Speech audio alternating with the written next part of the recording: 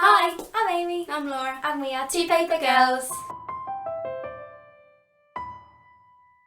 Today we're going to do one of our 2015 project videos. If you don't know what our 2015 project is, we did introduce it a long time ago when we had awful quality and we're really busy, so I wouldn't be surprised if you didn't watch that video.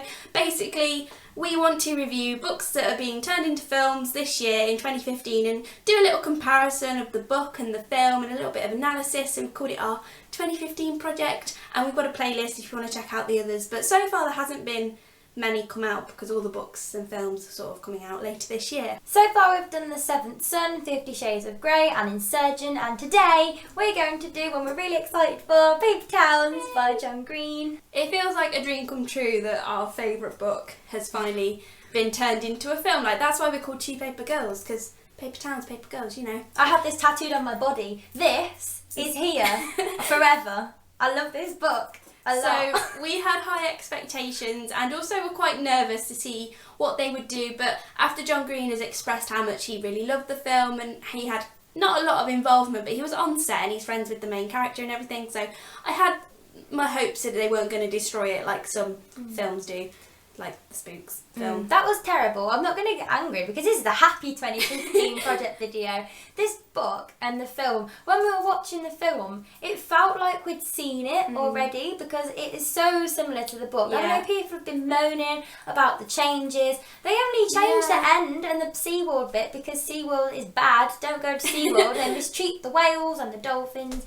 But yeah, the ending, they just changed it to make it more cinematic. It's not a book. They had to do that. The meaning was exactly the same. Of all the messages of the book were exactly the same. It was just slightly portrayed in a different way, and I totally didn't mind that at all. I just thought it didn't upset me. But apart from that, it was spot on to the book, like exact quotes the entire way through, and really little details. Like in the book, there's Dr. Jefferson, like the park and everyone is named after him. They didn't explain that, but the high school said like Jefferson High School, and I was like, hey, and just little stuff like that though. They really took care over the details for the fans, and that was really, really nice. Yeah, it really felt like they made the film for the fans of the book, and I really like that. I really hate how they're like being mean to Cara Delevingne and saying that she's rubbish. I'm like, if you read the book, she's actually Margot. Yeah, she was a perfect Margot. When they cast her, I was furious because I was like, Margot is meant to be some like quirky, slightly chubby girl, and they've cast this model who looks like a total cow and all this. I was really not happy.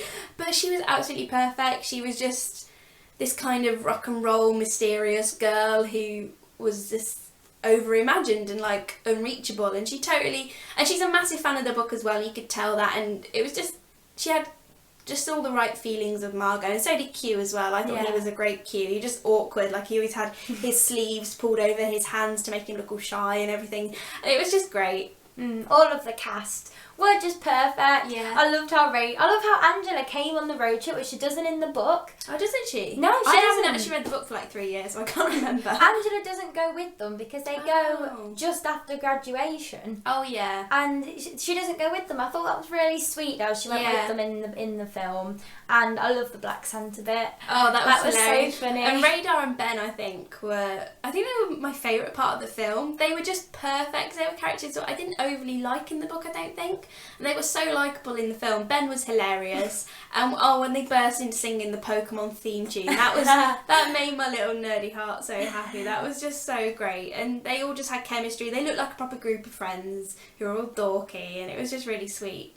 I thought another really good thing about this film was it's like pacing. It's like exactly how it is in the book. The book's divided into like the leaves and the grass. No, not the leaves and the grass. The strings, the grass and the vessel, yeah. And it was like it had that divide.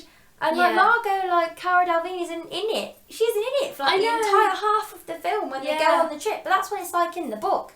She's in it at the start and at the end. It but not in the feels middle. like she has more of a presence in the book, I think. In the film, I was kind of surprised and missed her, and I'm like, where is she? And then I thought, well, no, she's not in it though. That's the whole point. She goes missing, but because they're talking about her all the time, she's got like this overall presence, which I think I got a bit more in the book. Like, I felt like she was there all the time, even though she wasn't. Whereas in the film, because you can see she's not there, and like you recognise the actress, and it's just completely just them talking about her. She felt a little bit more distant, but I suppose that is the point. And because they don't make a big deal out of the clues, like in the book, Q has to go back and forth to the misused place, which looked exactly like how I imagined it. Yeah. I think all the settings look really good, but like he had to keep going back and like sort the clues out. But like in the film, it would have got boring if it took them ages to figure it out. So they kind of sped up the clues. But I think the fact they had like the bit where Q is like sleeping in the misused supermarket and she comes to him, we panicked. We were like, this better not be real. This is wrong. Yeah.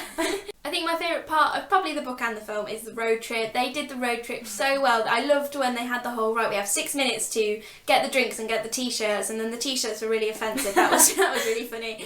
And I just like the whole friend aspect of it, which I didn't really get as much in the book. For me, the book's always been about his search for Margot and how he's over-imagined her, and the film kind of emphasised more about how you need your friends just as much as your love. And I really liked the ending for that, because it was just... I think if people hadn't read the book, they would have fully expected Q and Margot to get together, like he would run away with her or she would come home with him. That doesn't happen, and it's like a breakaway from the typical like genre convention. You expect them to get together, but it's like, well, no, it's just he's over-imagined her. She's not this real amazing girl he's put her out to be. She's just doesn't know what she's doing and needs to figure herself out, so he just goes home with his friends and gets on with his life, and I thought it was really good. I don't like something. Ooh. I've just thought of something that I don't like. In the film, in the book, right, Lacey goes and Margot actually meets them, and she finds out that Lacey didn't wrong her because like she pranked Lacey. In the film, Q doesn't even tell Margot that everyone came with her. Like Margot's standing there looking scruffy, living in like a paper town, being really depressed.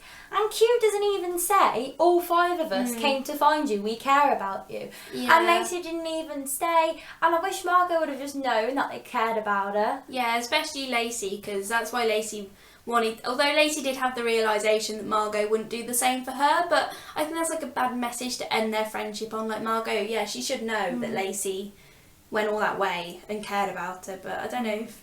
Not that it would change what Margot did. She's quite a selfish character and just wanted to get on with her own thing. I did like the little sister though, because her little sister really isn't in the book very much, but she was quite sassy in this. And at the end, Q says like, "Oh, you should give your sister a phone call," and she was like, "We speak every day." And I was like, "Oh, her sister's all little and crafty. She's like a crafty little Margot." So I did like that. Actually. Even the mention of Myrna Mountweasel. Yeah. Yeah, and you saw a little silhouette in the background. Oh, they didn't do the bit when Margot runs away and Q comes home on the officer is in the house, and they don't do the balloon flying away bit. That's like one of my favourite metaphor bits. And like you don't get to know Q's parents because he has a really good like relationship with his mum and dad in the book, and they're like psychologists. You don't get that. But I think that's just too metaphorical for film. It would have been a bit like there was no need for like a good parent relationship in the film. It would have just been a bit like added in scenes that weren't really necessary, so I can get why they didn't include it, but it is a nice addition to the book. Now I've just remembered something I really wanted to talk about.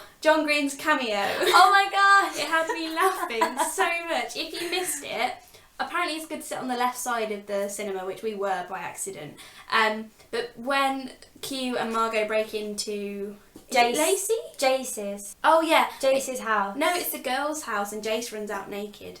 Oh yeah, and it's the girl's house, and they it's like the dad knows that Becca's had a boy in the house and everything, and it's John Green's voice. You don't see him, you just hear him going, "I have a gun." Like, is anyone down there? I have a gun. And the way he said it, he's so unthreatening. So unthreatening. He sounded really like John Green. nerdy, and I can just imagine him recording it, putting all his acting skills in it, and it just being just unbelievable and funny. Cute.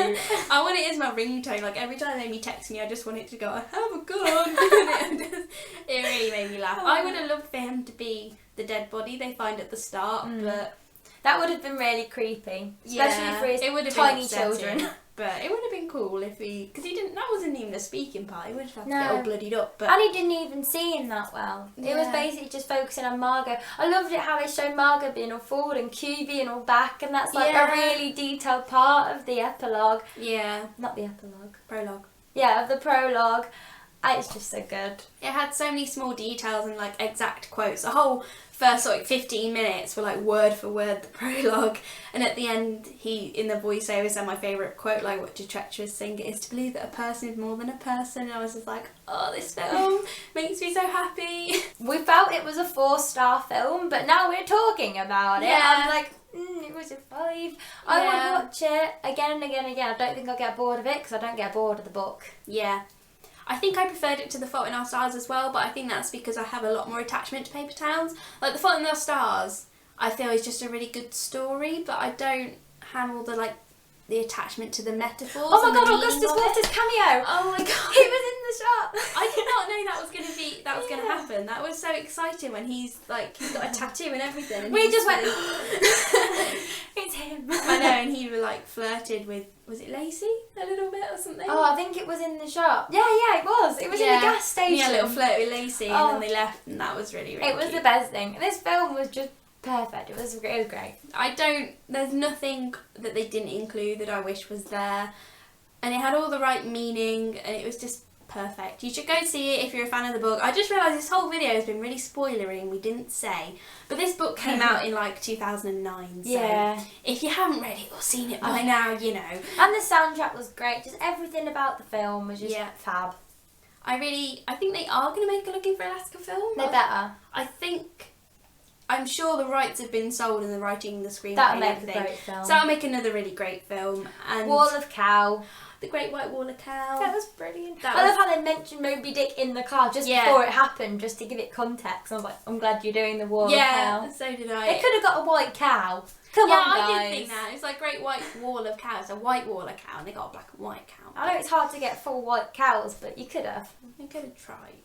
That was the only Okay, so pros of the film we've listed. Downside: lack of cow, Lack of white cow. lack of white cow, and Margot and Lacey didn't have a little Chat. That's it. That's it. Apart from that, it was all perfect, just how I imagined. Let us know what you think of Paper Towns, either the book or the film or both.